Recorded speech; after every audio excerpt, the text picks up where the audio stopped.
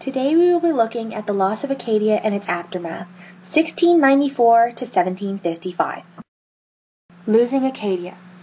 During this time frame, the French and English were involved in a war of Spanish succession.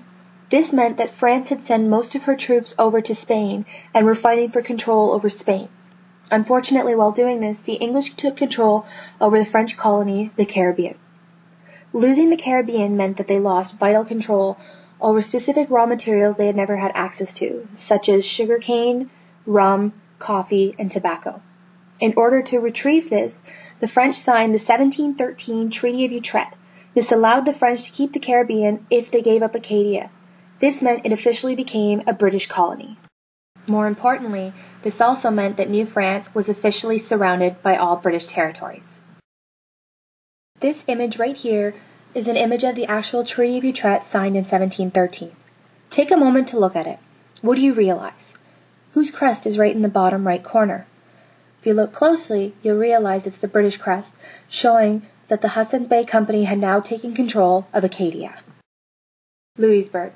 Louisbourg is a perfect example of France's last attempt to maintain control over New France. Louisbourg was built on modern-day Cape Breton.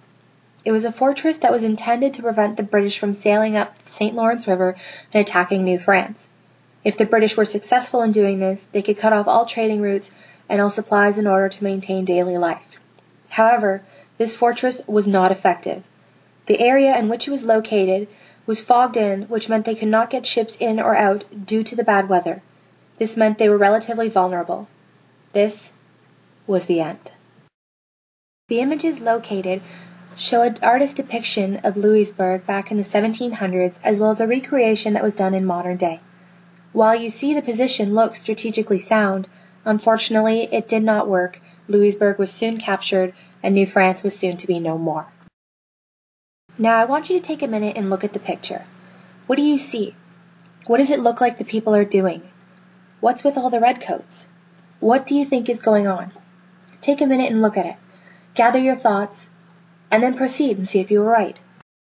You may or may not have realized it, but that image was an artist's depiction of the expulsion of the Acadians. When the British took over, they started picking petty fights with the Acadian civilians and causing trouble. However, they quickly realized that they were vastly outnumbered, and if the Acadians were to rise up, the British would surely be defeated.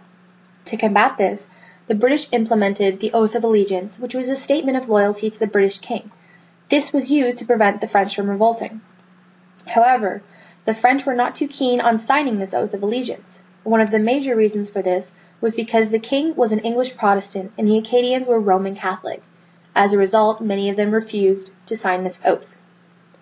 The punishment for not taking the oath was expulsion from the land. In 1755, there were approximately 12,000 people of French-Acadian origin that lived in Acadia. By 1760, 10,000 of them had been expelled from the land, leaving only 2,000 of its former inhabitants. Many were sent around the globe and to other French colonies with no guarantee that they would be with their families or ever see them again. The majority of Acadians went to what is now known as modern-day New Orleans. This is where New Orleans got their French origin from. Now, time for some reflection. I want you to imagine that you were a member of French-Acadian society when the English gained control. Do you think you would take the Oath of Allegiance? Why would you? Why wouldn't you? Please write a paragraph and explain your decision. I look forward to reading.